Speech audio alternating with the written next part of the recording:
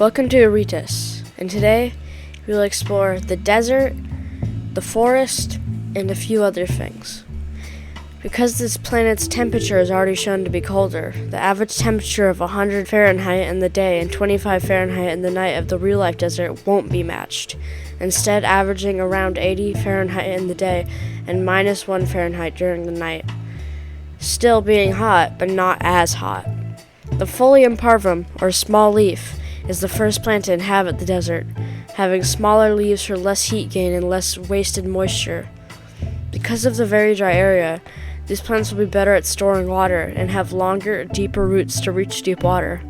The aqua hauser, or water hoarder, is the evolved version of the sand bugs, using their fat heads to bust a hole inside of a parvum, then living inside it, for its many generations to live in until the plant is completely destroyed. This bug generally doesn't care about its children, just leaving a ton of eggs inside of the plant. They will naturally be good inside it. This high population number is the perfect opportunity, as a new predator will arise. The insectum intruder, or insect intruder, will use its sharper, longer face protrusions to stab into parvums and rip a few out to eat. This creature, having an easy diet, is smaller to not waste energy, but this does not mean easy prey, as these creatures regularly group in humongous groups, with the oldest being the leaders. This creature's social group is practically the same as a dog's social group, having a pack.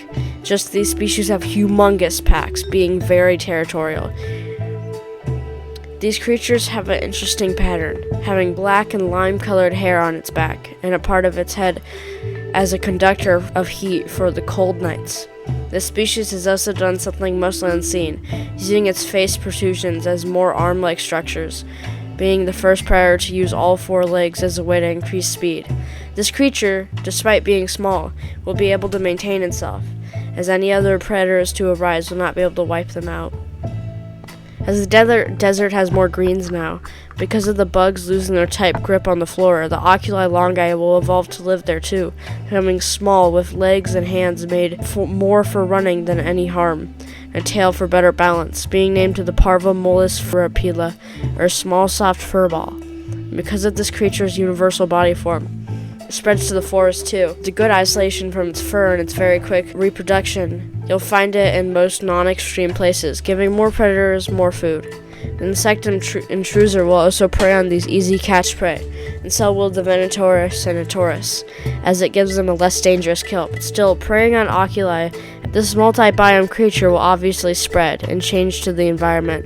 Because of the large amount of hunting, the mollusk will now have a subspecies named the magna cornuts, or great horned, is a large fauna that has 4 legs that it stands on to balance, instead of relying on its tails, and 2 horns for ramming into predators and other males. Usually the cornuts with the biggest horns around will be picked for mating, till eventually the smallest cornuts in the area will be mateless and will never reproduce its small horns. While the forest maintains a larger environment, a new flora will evolve. The multi-extrusions, or many protrusions, is a large forest tree with many small hanging fruit that will unattach in semi-powerful wind. The sandbugs love this tree, as it had an area for them to dig in similar to the casual area, and soon one will learn to depend on this tree. The gravitas pugnator, or gravity fighter, is a fruit-eating bug, relies on its 8 webbed legs to glide from branch to branch, also using these special gliding webbed parts to land in water and float on water to get a quick drink, while also using it to climb up trees after the quick water break. As these gliding bugs flourished in its new home, some of them specialized. The Gravitas interfectorium, or gravity killer, is a carnivore that will eat fruit in desperate times.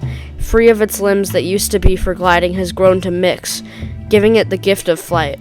Its wings are twice its length, and it flaps its wings at 10 to 30 miles per hour, as its wingspan is so long compared to its body that it has no need for quick wing flaps unless it's trying to flee from the ground.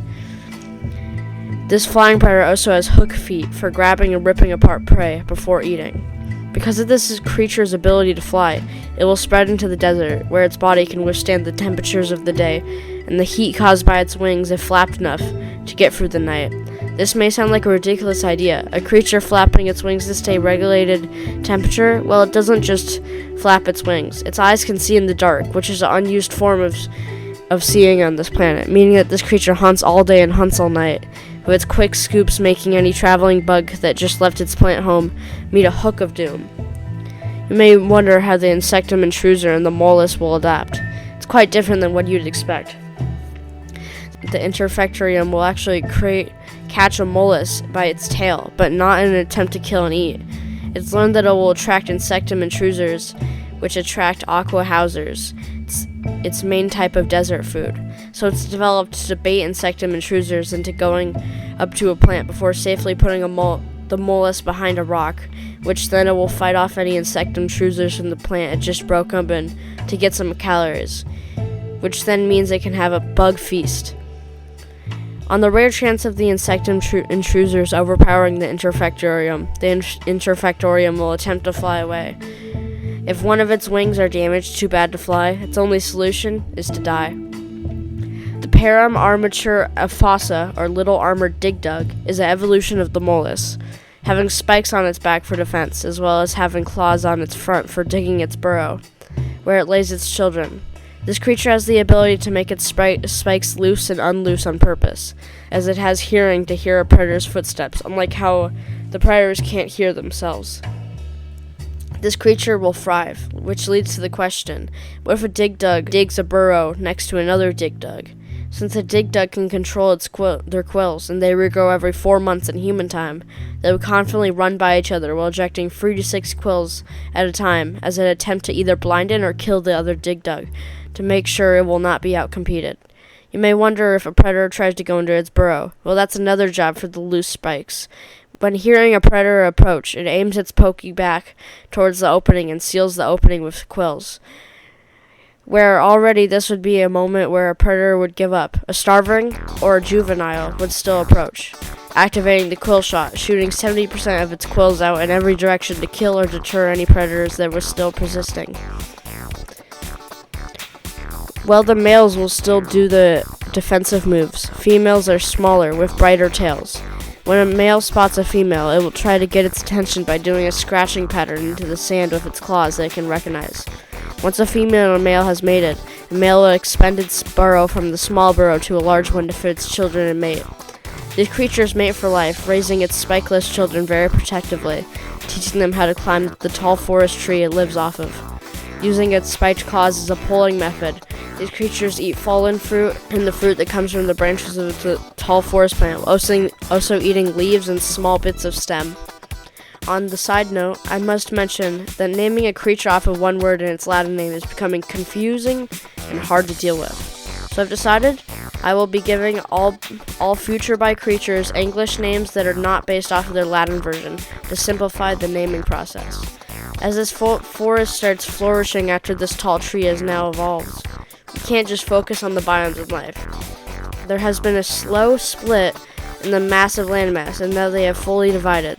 The west continent is much warmer, making most of its land a desert.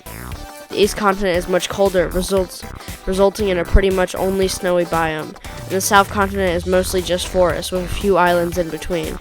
We will call the west continent West Ingizia.